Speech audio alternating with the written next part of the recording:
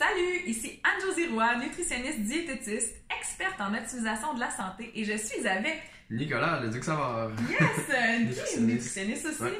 et même qu'il a une maîtrise en nutrition sportive. Exact. Alors aujourd'hui, on vous parle de la diète cétogène parce que bien entendu, ça fait beaucoup jaser, principalement dans les dernières années. Mais même si c'est présent quand même depuis très longtemps. Et justement, Nicolas a donné une superbe conférence lors d'une formation à la faculté de médecine récemment. Alors, je trouvais ça vraiment intéressant de pouvoir faire un petit échange avec lui qui nous partage ça là, brièvement et que vous puissiez être au courant de la science derrière. Yes! Donc, et aussi de notre opinion, puis tout ça, parce qu'on aime ça le répéter, mais c'est pas noir ou blanc. Et non, on va pas vous dire que la diète cétogène c'est bon, et non, on va pas vous dire que c'est mauvais. On va simplement vous donner une perspective. Aussi, oui, notre opinion, mais par rapport à des petits trucs, si c'est quelque chose qui vous intéresse, et des petits points à vraiment pas oublier aussi, que ça vous intéresse ou que ça vous intéresse pas, là, il y a vraiment des points clés qu'on veut vous partager dans cette vidéo-là. Alors, restez à l'affût. Alors, sans plus attendre, Nicolas, quand tu as donné ta formation, là, c'est super intéressant. Tu nous parlais beaucoup de la diète cétogène par rapport à ce que c'est. Donc, on peut justement, par rapport aux gens qui sont pas familiers, là, en gros, la diète cétogène. Ouais. Expliquons c'est quoi une diète cétogène. On entend parler beaucoup. Cétogène, c'est en français, mais on entend aussi parler de keto ou ketogenic diet. C'est la même chose. Les deux, c'est exactement la même chose. Fait que, concrètement, c'est quoi cette diète-là? C'est de manger une énorme proportion des calories qu'on a besoin dans notre journée sous forme de gras, sous forme de lipides. Fait qu'énorme proportion, c'est quoi? C'est entre 75 et 80% de l'énergie qu'on mange. Fait que 3/4 de chaque calorie qu'on mange, c'est du gras. C'est aussi, il ne faut pas manger trop de protéines parce que quand on mange trop de protéines, notre corps peut utiliser certains bouts de protéines, des acides aminés, pour reformer des glucides. Puis les glucides, c'est ça qu'il faut éviter quand on fait la diète cétogène.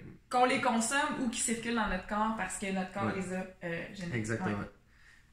Puis il y a une façon aussi de savoir si on est en cétose, qui est comme l'état de la diète cétogène, l'état que ceux qui font cette diète-là recherchent, l'état où supposément on a les bienfaits.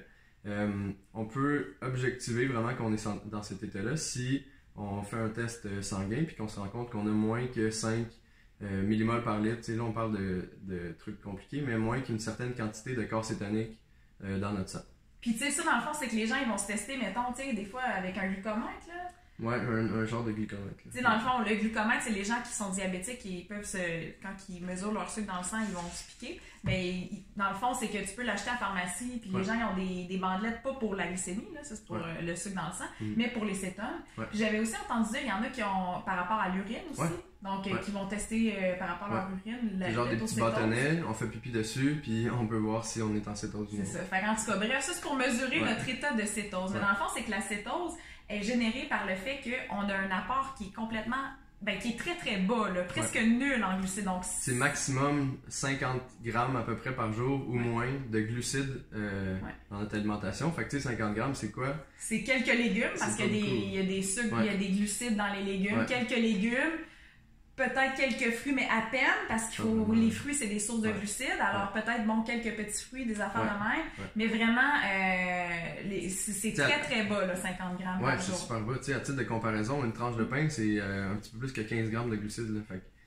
avec 2 toasts le matin, on part, puis faut pas qu'on mette du Nutella là-dessus. Là, parce que, non, oublie ça, on bosse. Mais pas juste ça, tu sais, oui, le Nutella, ces affaires-là qu'on sait qui sont très riches en glucides, on se dit évidemment, mais tu sais, les légumes, il y a des glucides. Les glucides, il y en a un petit peu partout, là, puis c'est pas malsain, là, j'aimerais juste préciser. Oui, certaines personnes vont décider de faire une diète cétogène, mais à la base, il y a beaucoup d'aliments qui sont des sources de glucides et les glucides en soi ne sont pas négatifs pour le corps. En fait, c'est une source d'énergie. Si on revient juste aux fondamentaux, on a justement les macronutriments, donc glucides, protéines et gras, lipides. Et ces 3 macronutriments-là nous apportent des calories dans notre corps.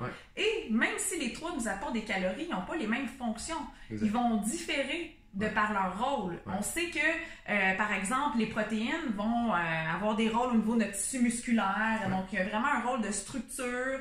Alors, oui, bien entendu, dans nos tissus musculaires et nos tendons, tout ça. Puis, entre autres aussi, par rapport au gras, ben, il y a l'absorption de bonnes vitamines, les vitamines liposolubles, la lubrification au niveau des articulations, donc il y a plein de rôles aussi. La fonction cognitive là, liée entre autres au gras, donc les fameux lipides. Mais les glucides, eux, leur rôle... les glucides, tu sais, ce qu'il faut éviter, c'est le carburant principal de notre cerveau. Exactement.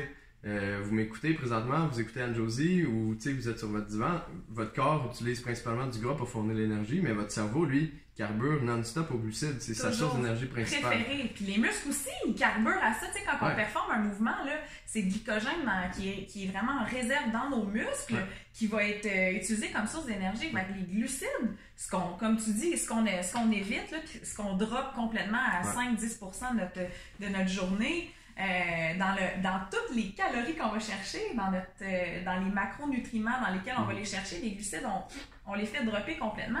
Puis, comme tu dis, c'est ça, c'est la meilleure source, la source d'énergie préférée par le corps. Puis ça, c'est étudié scientifiquement, les fonctions des glucides. Il y a des très, très belles fonctions. Puis, bien entendu, après ça, ça dépend où on va les chercher, tu sais. Que ça soit dans différents endroits, différents aliments, il n'y aura pas tous les mêmes bénéfices. Fait que ça, on y reviendra, sauf que bref, dans le fond, on diminue complètement les glucides. Faut qu'on check notre apport en protéines parce qu'il ne faut pas trop dépasser non plus. Mais les gras, ça, on est vraiment dans la grande abondance là, incroyable de gras. Fait que ça, c'est vraiment une étude, la fameuse diète cétogène. Puis les gens aussi, ce que j'ai entendu dire par rapport à ça, parce que moi, comme nutritionniste qui me spécialise particulièrement en perte de poids et pour atteindre le poids bien-être, j'ai beaucoup de personnes qui viennent me voir qui ont vécu des diètes, qui ont fait beaucoup de diètes avant puis qu'ils ont perdu du poids, mais que là, ils l'ont repris. Hein? Rappelez-vous que si vous n'avez perdu puis que vous l'avez repris, ça n'a pas marché. Tu sais, des fois, mes clientes ils me disent « Ah, mais j'ai perdu, donc ça a marché. » Non, parce que si ça l'avait vraiment marché, tu serais encore à ce poids-là. Une approche qui marche, c'est quelque chose qu'on maintient puis qui est durable à long terme. Alors, et certaines personnes avaient déjà fait la diète cétogène et ce qu'ils avaient remarqué, c'est que pour la première fois, quand ils se mettaient à la diète, ils n'avaient pas faim. Ils trouvaient que ça comblait mieux leur appétit, cette diète-là, parce que tu manges tellement de gras. Fait que ça c'était comme une des choses, un des aspects attrayants de cette fameuse diète-là. Mais on parlera des pour et des contre, là. Mais, tu sais, c'est ça, des pour et des contre. Mais ça, je pense que c'était quelque chose qui intéressait les gens par rapport à ça. Puis une autre chose aussi que j'entendais par rapport à la diète cétogène qui amenait l'intérêt à faire ça, c'est justement par rapport à la perte de gras. Le monde disait, ah, ben, tu sais, on va utiliser plus de gras, fait que notre corps va devenir plus efficace à brûler les gras, puis moi, je veux perdre du gras, fait que tant mieux. Fait que, tu sais, il y a différentes choses qui pouvaient pousser les gens à aller faire ça, puis aussi l'espèce de démonisation des glucides du sucre. Tu sais, le sucre, c'est toxique. Tu sais, ça, on a beaucoup entendu ça, puis c'est pour ça que je trouvais ça important juste de ramener en perspective que les glucides, là, c'est pas quelque chose de toxique, là, au contraire. Puis oui, effectivement, dans les glucides, là, c'est une grande famille, il y en a plein de types. Puis effectivement, il y a des types qui sont meilleurs que d'autres, qui sont de plus haute qualité, mais overall, les glucides ou les... Ben, c'est pas le démon, là, tu sais, fait que revenir en perspective, mais c'est pour ça que les gens se disaient « Oh, OK, une diète très basse en glucides, ça doit être bon, vu que les sucres, c'est toxique, on enlève ça complètement. » Mais c'est juste que, essaie d'enlever ça pour la vie, les aliments que t'aimes. Plus de bière, plus de pizza, plus de poutine, plus de barres de chocolat. Plus de fruits. Plus de fruits. Tu sais, les fruits, c'est les bonbons de la nature. Là. Il y a full d'antioxydants là-dedans. C'est super riche en potassium aussi. C'est hydratant. Tu sais, c'est une source de glucides nutritifs là, qui nous énergisent. Là. Fait que s'en priver, tu sais, puis... C'est ça. Ça n'a aucun effet positif de se priver de fruits. Fait que, tu sais, regardons par rapport à la science. Là, parce que là, on sait, bon, la diète cétogène, voici ce que c'est. Dans le fond, c'est une diète qui est hyper basse en glucides. Puis il y a beaucoup d'études qui ont été faites là-dessus. Puis on va en parler brièvement parce que là, sinon, on va être ici pendant des heures. Nous, on serait super intéressés, mais je pense qu'on va vous perdre si on y va dans tout ça. Là, mais donc, on va vous faire un petit résumé là, par rapport à la science, ce que ça dit. Mais c'est important de mentionner que beaucoup de gens qui pensent suivre la diète cétogène ne la suivent pas nécessairement. Exactement. Parce que, en fait, certaines personnes ont juste moins de glucides et ils mangent plus de gras. Mais ils ne sont pas nécessairement en diète cétogène. Pour être en diète cétogène, en fait, c'est que justement, il faut atteindre l'état de cétose. Tu atteins l'état de cétose, puis tu sais, dans la présentation que tu as citée, que j'ai vraiment adoré donner, j'avais rapporté les résultats d'une enquête qui avait été faite auprès de plein d'études, puis plein de personnes qui avaient fait la diète cétogène. Puis ce qu'ils se sont rendus compte, c'est que les gens qui faisaient la diète cétogène, à partir de 1 mois, 2 mois, 3 mois, ils étaient comme plus capables de maintenir l'état de cétose. Fait que au début, ils étaient super motivés, ils faisaient la diète cétogène comme il faut, ils étaient en état de cétose, puis après ça, même si ils pensaient qu'ils faisaient la même chose, peut-être qu'il y avait des patterns qui se réintégraient dans leur vie, manger un fruit de plus, qui est en soi vraiment pas une mauvaise chose. Pas! Mais ce que ça faisait, c'est qu'ils réussissaient. C'est ça, ils étaient plus en cétose.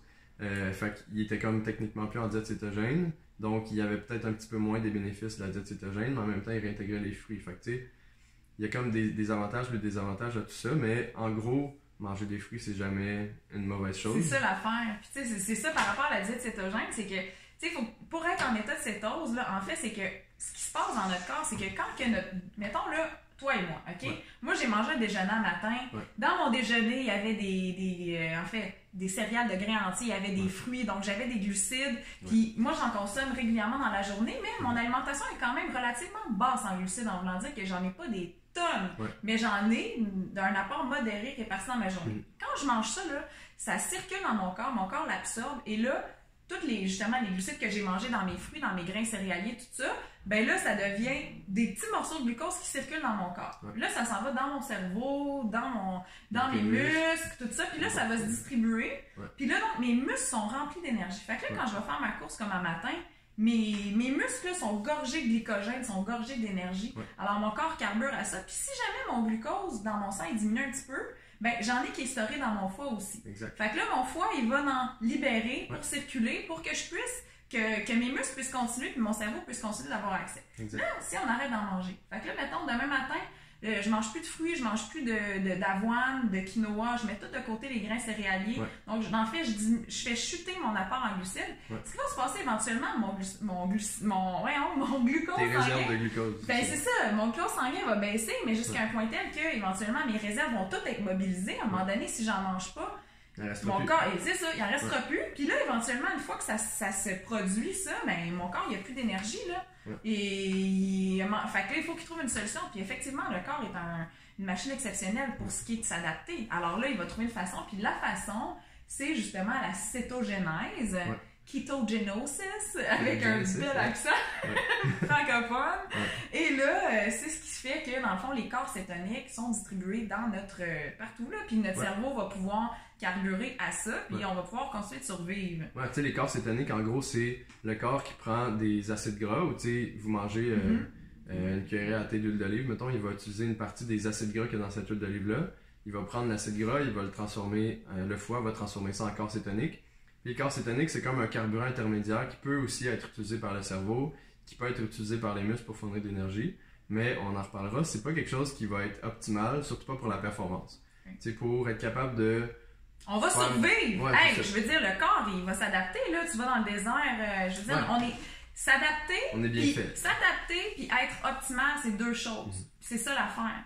S'adapter, OK, ça va fonctionner. Tu dis carburant intermédiaire. Fait qu'il y a plein de gens là, qui font ça, puis je veux dire, il n'y aura pas nécessairement les autres sont heureux, puis tu sais, sauf que est-ce que c'est vraiment optimal? Ben c'est ça qu'on va regarder par rapport aux études, parce que oui, les corps cétoniques vont justement prendre le relais, puis c'est de ça qu'on va utiliser comme source d'énergie, comme carburant. Mais qu'est-ce qui se passe avec ça? Puis justement, dans le monde du sport, il y a eu une espèce de vague par rapport justement, même au sport d'endurance. Tu sais, j'ai vu beaucoup dans le triathlon, des choses comme ça, passer là, le vélo aussi, beaucoup, tu sais, des gens qui faisaient ça, puis là, ben ça donnait le goût de le faire, sont bons. Mais tu sais, l'argument de cette diète-là est vraiment dû au fait que, tu sais, des réserves de gras, on en a quand même pas mal. Tu sais, moi, dans mon bourrelet gauche, bourrelet droit, j'en ai quand même pas mal. Je serais capable d'aller dans l'Antarctique puis rien manger pendant un bout, puis j'aurais des réserves quand même pour un petit bout. Pas l'air de ça, là. Non, c'est ça, on le cache bien. C'est ça, fait que tu sais, l'esprit derrière la diète cétogène, c'est qu'on a pas mal de réserves en lipides, beaucoup plus que des réserves en glucides. Donc, en tant qu'athlète d'endurance, on est capable de performer plus longtemps sans rien manger quand on fait la diète cétogène parce qu'on a des réserves quasiment illimitées d'énergie sous forme de gras qui sont emmagasinés dans notre corps. Le potentiel énergétique, vu que nos réserves effectivement sont plus grandes, c'est comme si on utilise bien ce carburant-là, ben, on va en avoir pour bien plus longtemps. Exact. C'est ça le raisonnement derrière. Là. Okay. Ce qui n'est pas un mauvais raisonnement en soi. Par contre, au niveau de la physiologie, tu sais, là, on rentre dans des petits détails plus compliqués. Les glucides, les lipides, c'est 2 carburants différents, les gras et les sucres. Ils sont vraiment efficaces à différents niveaux. Donc, les glucides vont être efficaces pour fournir l'énergie super rapidement, par exemple à un sprint ou quand on termine, quand on monte une côte en vélo, ou quand l'effort est vraiment intense et qu'on atteint un haut pourcentage de VO2 max, pour ceux qui sont familiers, une très haute intensité d'effort. Alors que les lipides vont être capables de fournir l'énergie quand on est à une intensité relativement basse d'effort. Donc, on peut carburer aux lipides jusqu'à une intensité qui est relativement haute, mais notre corps va vraiment préférer utiliser les glucides parce que c'est ça qui est utilisable super rapidement. C'est efficace. C'est efficace en tabarouette. Ça donne, puis tu sais, dans le fond, quand on fait nos longues sorties là, de course, là, plus de kilométrage à une intensité plus modérée, je veux dire, on se donne, on travaille au niveau cardio, mais notre intensité étant modérée, on est capable de carburer aux lipides. Exactement. Sauf que là, mettons les journées que je fais mes intervalles de course, puis que là, ou que effectivement en côte, ou tu sais, dans le fond, que là, j'ai besoin de faire des hautes intensités, ou même des circuits à haute intensité. Il y a beaucoup de gens qui font ça, là, des high interval training. Là, les HIIT. Ouais, exact. Fait que tu sais, fait que là, c'est que quand tu arrives là, ça serait les glucides qui seraient un carburant plus efficace. Puis là, ben, t'en as pas. Fait que le carburant, tu sais, par rapport aux différents carburants. Ouais, les glucides sont plus efficaces quand on a une haute intensité. Donc, avec cet esprit-là en tête, il y a une chercheure qui est vraiment bonne en nutrition qui s'appelle Louise Burke en Australie. On l'admire toutes, les nutritionnistes du sport, l'école. Mais Louise, elle s'est dit, si on fait une étude avec des athlètes qui n'ont pas de sprint dans leur sport, c'est juste un sport qui est d'endurance mais sans sprint, fait qu'elle a pensé à la marche rapide. Pour ceux qui ne savent pas c'est quoi, c'est ceux qui marchent bizarrement. Mais c'est vraiment très très technique. Ouais, c'est très technique. Fait que tu sais, ils marchent en zigzag puis ils réussissent à aller vraiment vite, mais leurs pieds sont jamais les deux en même temps. Faut que tout le temps qu'il y ait au moins un pied touche au sol. Sinon, ils se font disqualifier de la course. Fait ils peuvent pas courir jamais. Mais ce qu'ils se sont rendus compte dans cette étude-là, c'est que même s'il n'y avait pas de sprint dans ce sport-là, ceux qui faisaient la diète cétogène étaient moins efficaces, couraient une même distance en vraiment plus longtemps. Donc, la diète cétogène, ils réussissaient à finir la course quand même, mais ils n'allaient pas chercher la médaille que ça leur prenait ou ils n'allaient pas chercher la performance optimale qu'ils savaient qu'ils étaient capables de fournir. Fait que bref, avec le raisonnement logique de la marche rapide, on se le dit là, quand on met la technique tout de suite et qu'on fait la marche rapide, là, c'est demandant, là, c'est cardio, mais t'es pas en high intensity. Fait que ça serait comme tu dis, ben c'est ça, l'idéal, logiquement, pour que la diète puisse bien fonctionner, mais ça donnait pas d'avantage du tout, là, ce que je comprends. Exactement. Fait que tu sais, ça donnait l'avantage. Il y a plusieurs témoignages aussi dans ces études-là, puis il y en a qui ont rapporté comme témoignage qu'il y avait eu plus de facilité à perdre du poids, par exemple, avec la diète cétogène. Encore là, tu sais, on en reparlerait, des façons qui sont tout aussi efficaces de perdre du poids que de manger beaucoup de gras. Il y avait aussi des témoignages qu'il y avait des gens qui trouvaient ça facile de comme scraper beaucoup d'aliments transformés qu'ils mangeaient auparavant, puis de manger beaucoup d'huile d'olive, d'avocat, puis des trucs comme ça, que normalement on peut peut-être se priver. Mais pourtant, nous, ça serait le genre de choses qu'on recommanderait quand même. Fait que juste ça, t'es pas obligé de suivre la diète cétogène pour appliquer ça puis donc avoir des bénéfices à le faire. Là. Exactement. Fait que pour et contre, là, en fait, mais la perte de poids, il y avait quand même perdu un petit peu plus de poids le groupe qui était sur la diète cétogène quand même. Puis ce qu'on pense par rapport à la perte de poids, c'est que les corps cétoniques, justement, ce que notre corps réussit à transformer à partir des acides gras, les corps cétoniques, quand ils sont dans le cerveau, ils stimulent plus le sentiment de satiété. Donc, on a moins faim. Quand on carbure au corps cétonique, ça enlève la faim d'une certaine façon. Mais, tu sais, moi, d'expérience personnelle, puis à travers ce que j'ai vu aussi dans les études, il y a des gens qui sont vraiment capables de manger plus que leurs besoins, même avec la diète cétogène, et donc qui sont capables de prendre du poids avec la diète cétogène. Exact. C'est ça, parce qu'ils vont manger tellement de gras, puis en même temps, même si ça serait supposément plus rassasiant, quoi qu'il y a des techniques aussi dans la nutrition d'optimisation pour rassasier sans être en diète cétogène. On s'entend que si tu as fait des diètes toute ta vie puis tu as eu faim toute ta vie, tu cherches une approche qui vend le fait que tu vas être mieux rassasié, mais comme il y a d'autres façons autres que justement d'aller vers ça qui va nous rassasier, mais quand même, c'est le genre de choses qui peut intéresser les gens, mais effectivement, l'affaire, c'est qu'est-ce qui va causer la perte de poids, c'est ça reste que, puis toutes les études sont vraiment unanimes là-dessus, c'est le fameux déficit énergétique requis. Exact. C'est ça, c'est la balance entre les deux. C'est l'espèce de si je brûle plus, tu sais, effectivement, si je suis plus rassasiée, puis que je mange moins d'aliments transformés, je coupe les sucreries, les aliments, tout ça, ben ok, là, mon apport énergétique va être plus bas que ce qu'il aurait été si j'avais mangé plein de sucreries, plein d'affaires transformées, tout ça. Sauf que après ça, ce qui se passe, c'est que, comme tu dis, si je mange selon la diète cétogène, mais que je dépasse ma dépense, que je mange plus que ce que je dépense, je vais être en surplus, là. Effectivement. Je peux quand même prendre du poids. Fait que oui, je peux en perdre, mais je peux en prendre aussi. C'est pas supérieur à n'importe quelle approche là, pour la perte de gras, perte de poids. Exactement.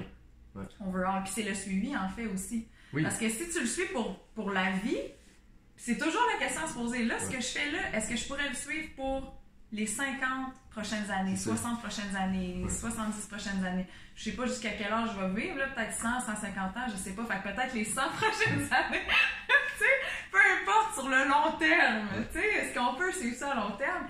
Puis, tu sais, moi, j'ai certaines personnes que, justement, certaines de mes clientes qui avaient suivi dans le passé, puis là, qui ne le suivent plus. Pourquoi? Ben, parce qu'à un moment donné, il y avait un barbecue, puis ça leur tentait de manger quelque chose qui est pas céto, puis là, ben, une patate, genre grillée, ou même juste un fruit, parce que crème, ça leur tentait de manger un fruit ce jour-là. Ben là, ils ont scrappé leur diète, ils se sentaient coupables, ils étaient malheureuses, j'ai échoué. Donc, il y a aussi l'aspect psychologique de j'ai pas réussi, tu sais, j'ai pas fait la bonne chose, ça, c'est un aliment interdit, ça, je devrais pas être touchée. Puis moi, j'ai vraiment quelque chose avec le concept d'aliment interdit. Il y a, tu sais, on dirait que les gens pensent qu'ils sont dans un examen, là, puis qu'il faut qu'ils mangent de même, sinon ils trichent. Mais on n'est pas dans un examen, il n'y a pas de bon ou mauvais. C'est à nous de le voir, qu'est-ce qui fonctionne pour nous. Puis, tu sais, ce qui arrive, c'est que dans ce contexte-là, c'est que si tu as le bon et le mauvais, puis là, tu manges un fruit, là, tu commences à avoir une relation très malsaine avec les aliments. Parce que là, tu te sens coupable par rapport à avoir mangé ça. Fait que ça fait une relation amour-haine là, avec les aliments. Oh, je devrais pas y toucher, mais ça me tend. Oh, shit! Puis là, tu sais, il y a l'espèce de surconsommation qui peut même se produire éventuellement. Ben oui. Parce que là, ça t'a tellement manqué que dès que tu succombes, là, oublie ça, là, la tablette de chocolat, elle passe au complet. Puis après ça, il y a le pot de crème glacée. Puis ça, ça arrive, là, tu sais. Fait que c'est juste de voir. Attends, pour moi, ça pourrait s'appliquer. Fait que bref, ce qui ressort de la plupart des études, Nick, par rapport à ça, là, j'ai mon chien qui veut de l'attention. Salut! Ce qui ressort des études, c'est que il y en a qui aiment ça, il y en a qui aiment pas ça. On peut peut-être dire allô Shadow! Ben ouais, mon chien, il mange beaucoup de glucides, puis ça lui donne de l'énergie pour donner. Il est en mon amour. Fait que c'est ça, ce qui ressort de ça, c'est que. C'est un beau blooper, ça. La diète cétogène. Ça, là. Il y en a qui aiment ça, il y en a qui aiment pas ça. Pour la performance, ça permet pas d'améliorer. La performance, ça permet pas de l'améliorer. On va être capable de finir notre course, on va être capable de lever des poids, mais on sera pas aussi bon qu'on pourrait être. On sera pas à notre 100% ou à notre 110%. Alors, du point de vue performance, les études qu'on a en ce moment, puis on sait que, bon, la science, ça évolue, c'est pas coulé dans le béton, mais actuellement, ce que la science dit par rapport à la perfo, pas d'avantage. Non, c'est ça. Pas d'amélioration de la performance. Autre élément, ça prend, pour ceux qui veulent vraiment le faire, pour être sûr qu'on le fait bien, ça prend quand même un suivi en nutrition. Parce que il y a vraiment des subtilités à ça, puis comme on a dit au début, c'est super facile de sortir de la cétose. Puis la cétose, c'est ça qui a quand même certains bénéfices. Donc si on veut être sûr de rester dans l'état de cétose, c'est vraiment une bonne chose, au moins au début, tu sais, de consulter un nutritionniste pour être sûr qu'on le fait bien. Pour prévenir d'avoir, dans le fond, des effets négatifs qui peuvent affecter puis même altérer notre santé à long terme, que ce soit notre santé mentale ou notre santé physique.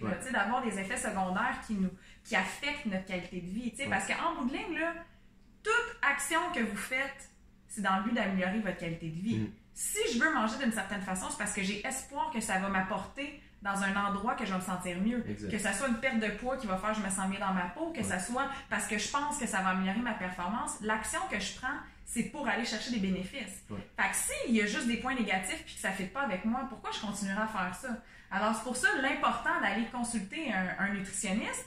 Même si vous êtes attiré par une diète XYZ, le nutritionniste ou la nutritionniste peut vraiment vous aider à voir, attends, ça, si on fait ça de même, on pourrait faire ça à place, puis comme ça, on n'aura pas le point de vue négatif ou l'effet néfaste, tu sais, dans le fond, de trouver la meilleure façon de l'appliquer au quotidien, là, effectivement. Tu sais, puis par rapport aux bienfaits... Ben c'est ça, les bienfaits, celui que je vois principalement pour la diète cétogène, c'est que pour ceux qui ont été capables de perdre du poids avec la diète cétogène, c'est relativement un point positif, mais je l'emploierais plus en off-season, parce que, comme on a dit, la diète cétogène, ça ne permet pas d'obtenir la performance optimale la journée de la compétition, mais en off-season, si les gens ont besoin de perdre, je sais pas, 2-3 kilos pour être vraiment à leur poids bien-être ou à leur poids optimal pour performer, la diète cétogène, si les athlètes veulent faire ça, tu sais, moi je conseillerais peut-être pas ça à quelqu'un. En pic, là, tu sais. Je dirais pas ça d'emblée, ben on va faire la diète cétogène, mais s'il m'arrive puis qu'il dit, ben ouais, je veux la faire la diète cétogène, comment je fais ça? Ben je vais l'accompagner là-dedans, puis ça pourrait être utile, comme je dis, en off-season pour perdre du poids. Puis après ça, quand on arrive dans la saison de compétition, ben là on périodise les glucides pour que ça soit vraiment un petit peu plus élevé, puis pour que ça soit vraiment autour des entraînements, que ça soit optimal pour qu'ils réussissent à bien récupérer, à avoir les réserves, la batterie qui est vraiment loadée pour quand on commence la course ou la performance, peu importe, puis qu'on soit capable d'aller gagner la médaille. Exact. Puis tu sais, c'est parce que dans le fond, ultimement, ce qu'on veut, c'est donner notre meilleur. Ouais. Puis en quelque part, c'est que si on arrive dans notre saison puis nos performances sont altérées parce que on manque d'énergie, parce que c'est pas pour nous cette diète-là, on n'est pas plus avancé. Fait que pourquoi pas tester en off-season, mais de façon encadrée? Parce que l'idée, c'est que si jamais c'est pas adapté pour vous, vous êtes bien mieux d'avoir des options puis savoir sur quoi rebondir. Puis si c'est adapté pour un temps puis vous voulez l'essayer, comme je dis, moi je suis pas contre l'expérimentation. C'est juste qu'il faut toujours se rappeler à la fin, là, c'est que si tu regardes, il y a des choses qui t'intéressent là-dedans. Il y a des points qui peuvent t'intéresser, mais il faut aussi que tu prennes en considération les comptes. Les choses qui pourraient te nuire. Il ne faut pas aller aveuglément à quelque chose en disant parce qu'il y a plein de communautés, là, que ce soit n'importe quelle diète, n'importe quelle approche, il y a plein de communautés qui se forment, puis ça peut être motivant, être dans une communauté, là, c'est motivant, là, être dans un groupe, ça t'encourage, tout ça. Fait que ça, ce genre de choses-là, l'esprit de communauté, peut aider une personne à maintenir un comportement à long terme. Fait que c'est pour ça que le monde, ils disent non, mais c'est un lifestyle. Oui, mais pose-toi toujours la question, est-ce que ça me nuit?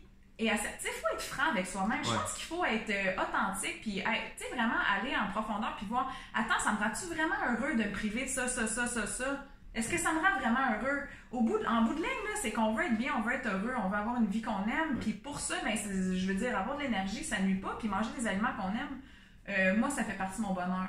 Tu sais, fait que je veux dire, éventuellement, c'est vraiment d'avoir une bonne conversation avec soi-même, puis de dire, attends, là, c'est-tu vraiment réaliste de faire ça, oui ou non? Puis honnêtement, la vraie, tu sais, la réalité, là, on va se le dire, c'est que si ce genre de diète-là, tu sens que ça va te rendre plus heureux puis que tu veux le faire, tu sais, ultimement, why not? Mais sois conscient puis juste fais-le, genre, en t'écoutant aussi. Puis si tu l'essaies puis tu vois que ça marche pas, force-toi pas puis pense pas que c'est un échec. T'es juste en expérimentation puis t'essaies des choses. Mais ultimement, c'est d'accéder à la nutrition qui est fonctionnelle pour toi, qui comble tes besoins, qui te permet d'être à un poids que tu es bien, qui te permet de manger des aliments que tu aimes dans les bonnes proportions, tu sais, une stratégie de répartition, tu sais. Fait que c'est vraiment ça dans la guerre. Pour les gens qui veulent, dans le fond, améliorer leur performance, tu sais, si on parle juste de performance, non, on pense pas que la diète cétogène a des avantages. Au contraire, on voit par rapport à la science et les études en ce moment, il n'y a pas d'avantage au niveau performance sportive à faire ça. Sauf que si ça nous tente puis qu'on veut le faire une période limitée puis qu'on veut l'essayer, pourquoi pas? Tout le monde est unique. Peut-être qu'il y en a que ça leur a aidé. Tu sais, je dis pas que personne a jamais vécu une augmentation de performance parce que les études le disent pas. Peut-être que quelqu'un l'a fait puis senti qu'il performait mieux. Ouais, puis tu sais, les études aussi, c'est basé sur des moyennes. Fait que, tu sais, la moyenne des gens n'ont pas eu une meilleure performance avec la diète cétogène. Mais il y en a à travers ça, puis tu sais, j'en ai vu là, qui ont vraiment amélioré leur performance avec la diète cétogène. Fait que tu sais, encore là, ce qu'on comprend, c'est l'individualisation de la nutrition. Fait que pour toi, ça va fonctionner. Pour 3 autres personnes, ça va pas fonctionner. Mais si pour toi, ça fonctionne, go for it. Consulte un nutritionniste, on va t'aider là-dedans. On va pas être, fais pas ça, c'est vraiment pas bon. C'est ça l'affaire, c'est qu'on est... Des fois, faut prendre avec un grain de sel en voulant dire, tu sais, nous, les nutritionnistes, on n'est pas contre quelque chose. On est pour la santé. Puis on a aussi conscience que certaines actions, que ce soit la diète cétogène, n'importe quelle action, peut nuire. Et certaines actions peuvent nous aider. Fait que nous, on guide les gens à juste avoir clair là-dedans. Là. Puis justement, tu sais, si la personne elle veut suivre ça, ben c'est toujours, encore une fois, de revenir au pourquoi, puis au comment, puis c'est quoi l'impact que ça a dans notre vie, puis guider la personne là-dedans. Tu sais, fait qu'on est ouvert d'esprit, mais notre spécialité comme nutritionniste, c'est de vous aider à créer une alimentation qui est fonctionnelle pour vous. Fait que si vous venez nous voir en voulant faire une diète, on va pas vous dire « Hey, faites-la pas », mais on va vous dire « Ok, peut-être que tu peux t'en inspirer », puis on va voir comment que ça fonctionne. Puis là, on se rend compte que la fin de semaine, on va au resto. Oups, on mange pas exactement ça. Non, finalement, tel aliment nous manque. Oups, on a des petits épisodes de craving parce que là, le sucre nous manque. Puis on aurait aimé ça manger un fruit. Tu sais, fait on va voir, oh, OK, bon, mais peut-être qu'il y aurait quelque chose qui est plus fonctionnel. Puis on va accompagner la personne là-dedans. Mais tu sais, nous, notre objectif, là, c'est que vous soyez heureux, bien dans votre peau, puis en santé. Fait qu'on va tout faire pour ça. Mais on a quand même la science qui nous aide à avoir l'heure juste à certains points, tu sais, fait que tout n'est pas noir ou blanc, mais à l'heure actuelle, que ce soit la diète cétogène ou les autres approches, le mot reste individualisation. Exact. Fait que, bref, pour conclure par rapport à la diète cétogène, si vous avez des questions, ben n'hésitez pas à mettre un petit commentaire ou nous écrire. Dans le fond, nous, ça va nous faire plaisir là, de répondre à vos questions. On voulait simplement vous donner un petit topo général, puis un petit échange entre experts et, oui, la science aussi, qu'est-ce qu'elle en est, mais dans la pratique, tu sais, d'être ouvert d'esprit, puis expérimenter, c'est pas... c'est pas défendu. Ben non, exactement. Fait que expérimenter en pleine conscience puis de façon accompagnée, là, je pense que c'est vraiment la meilleure façon de réussir. C'est bien dit. Fait que voilà, alors on se voit dans une prochaine vidéo. Salut! Bye!